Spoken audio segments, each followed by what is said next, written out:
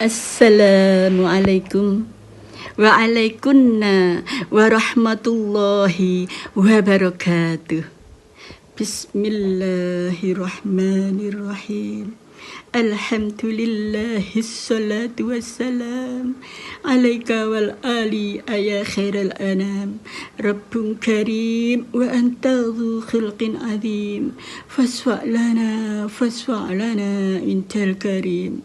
Ya ayyuhal ghawthu salamullah alaika rabbini biidnillah. Wangdur ilayya sayyidi bidadrah musilatil lil hadratil aliyah. Amma ba'du.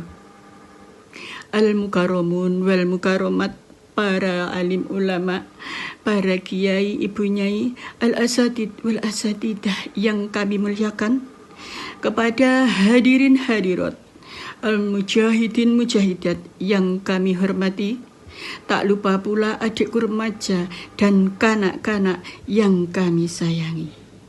Untuk menyingkat waktu mengenai sanjungan tasyakur, sanjungan salawat salam, salam ikroman wa ta'ziman wa mahabbatan, kami makmum kepada pengacara yang sudah menjalankan tugas. Kali ini sesuai dengan tema, yaitu Maulidin Nabi Muhammad sallallahu alaihi wasallam, yang mana pada bulan itu adalah bulan yang sangat istimewa, bulan yang sangat mulia, bulan yang ditunggu-tunggu barokahnya oleh seluruh umat seantero jagat. Karena beliau Rasulullah sallallahu alaihi wasallam adalah pahlawan negara. Beliau Rasulullah sallallahu alaihi wasallam pahlawan kehidupan. Beliau pahlawan dunia akhirat untuk seluruh umat. Karena beliau Rasulullah sallallahu alaihi wasallam adalah rahmatan lil alamin. Kita saja sebagai manusia biasa, ketika pada hari dan tanggal kelahiran anak kita adakan acara tasyakuran, kita adakan acara yang semeriah-meriahnya untuk memperingati hari ulang tahunnya. Kita adakan acara happy birthday dan potong kue. Bahkan sekarang kita sebagai umat Islam bukan hanya potong kue, kita cara memuliakannya, kita cara memeriahkannya, kita cara memperingati hari ulang tahun beliau Rasulullah sallallahu alaihi wasallam. Kita potong kambing, kita potong ayam, kita potong kerbau dan potong sapi. Kita adakan acara bersolawat di mana-mana. Dan sekarang banyak yang sudah sadar, mulai dari instansi pemerintah sampai para kaum sawah. Mereka, para bapak-bapak sudah banyak yang sadar. Mereka rela untuk potong gaji. Ngaten nggih Pak nggih? Bapak-bapak pasti rela demi mengadakan acara Maulidin Nabi Muhammad sallallahu alaihi wasallam, demi untuk memeriahkan hari ulang tahun beliau Rasulullah sallallahu alaihi wasallam. Para bapak potong gajinya dikumpulkan untuk acara ulang tahun beliau Rasulullah sallallahu alaihi wasallam. Dan kita para ibu juga tidak mau ketinggalan. Kita para ibu lebih semangat dan rela untuk potong gajinya, potong uang belanjanya. Ngaten nggih Bu nggih? Semangat para ibu. Mereka para ibu, mereka para kaum dapur merelakan untuk memotong gajinya demi untuk memeriahkan, demi untuk acara beliau Rasulullah sallallahu alaihi wasallam, demi untuk ulang tahun beliau Rasulullah sallallahu alaihi wasallam. Para ibu membelanjakan uang belanjanya yang biasanya untuk belanja pakaian, biasanya dibelanjakan untuk perhiasan, untuk sosialita, dan bahkan beli make up. Ketika pada hari dan tanggal beliau Rasulullah sallallahu alaihi wasallam ulang tahun, mereka para ibu, para kaum dapur rela membelanjakan uang belanjanya untuk kepentingan acara dan untuk memeriahkan hari ulang tahun beliau Rasulullah sallallahu alaihi wasallam. Kenapa seperti itu?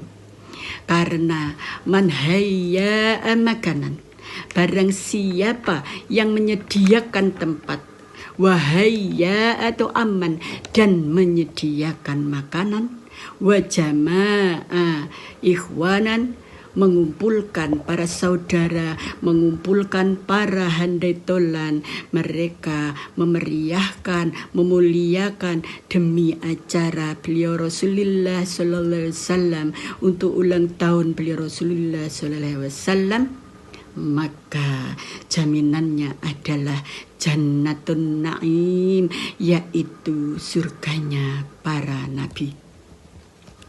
Apalagi kita sebagai pengamal sholawat wahidiyah, jelas tidak mungkin kita mau ketinggalan. Kita sebagai pengamal sholawat wahidiyah, kita sudah dibimbing oleh beliau muallif sholawat wahidiyah, dan kita dilatih untuk setiap detik, untuk setiap waktu, untuk memuliakan beliau Rasulullah sallallahu alaihi wasallam. Bukan hanya mengumpulkan para handai tolan, mereka memeriahkan, memuliakan demi acara beliau Rasulullah sallallahu alaihi wasallam untuk ulang tahun beliau Rasulullah sallallahu alaihi wasallam, maka jaminannya adalah jannatun na'im, yaitu surganya para nabi. Apalagi kita sebagai pengamal sholawat wahidiyah, jelas tidak mungkin kita mau ketinggalan. Kita sebagai pengamal sholawat wahidiyah, kita sudah dibimbing oleh beliau muallif sholawat wahidiyah, dan kita dilatih untuk setiap detik, untuk setiap waktu, untuk memuliakan beliau Rasulullah sallallahu alaihi wasallam. Bukan hanya setiap tanggal hari kelahiran beliau Rasulullah sallallahu alaihi wasallam saja, melainkan kita selalu dalam hati dengan cara nida, ya Sayyidi, ya Rasulullah, ya Sayyidi, ya Rasulullah, ya Sayyidi, ya Rasulullah. Terus diulang-ulang setiap saat, setiap waktu, di setiap hela nafas kita. Karena beliau Rasulullah sallallahu alaihi wasallam bersabda, besok di hari kiamat, orang yang paling dekat kepadaku mangzilatan, kedudukannya, aksarukum sholatan alayya, yaitu orang yang paling banyak membaca sholawat kepadaku. Maka dari itu, kita sebagai pengamal sholawat wahidiyah, kita harus selalu menjadikan hati kita selalu ta'alluq bijanabihi, supaya kita selalu merasa diawasi beliau Rasulullah sallallahu alaihi wasallam.